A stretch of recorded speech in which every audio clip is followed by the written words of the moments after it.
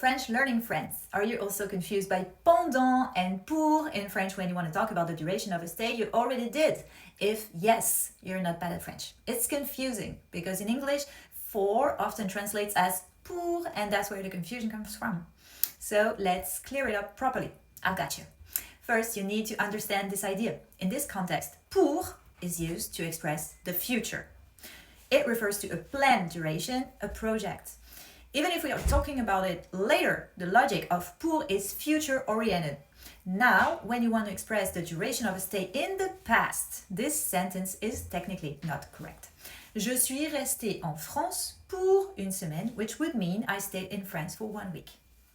To talk about how long a stay actually lasted, you need to use pendant. You can think of pendant as being very close to during in English. For example, I stayed in France for 1 week becomes je suis resté en France pendant une semaine. Another example, I went on vacation for 3 months becomes je suis parti en vacances pendant 3 mois. Here, pendant, like during, describes the real duration of a past stay. That's the default. That's the safe choice. Now, let's take this sentence again.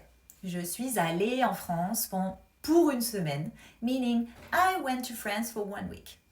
By default, as I said, it might not be correct to describe a past duration, but in certain circumstances, it can become correct if pour expresses a future in the past. For example, à l'origine, j'étais partie en France pour une semaine, mais finalement, je suis resté pendant 3 mois, which means originally I had gone to France for 1 week, but in the end I stayed for 3 months.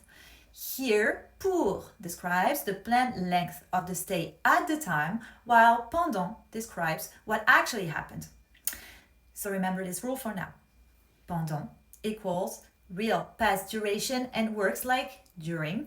Pour equals planned duration, a future in the past, or simply a future plan.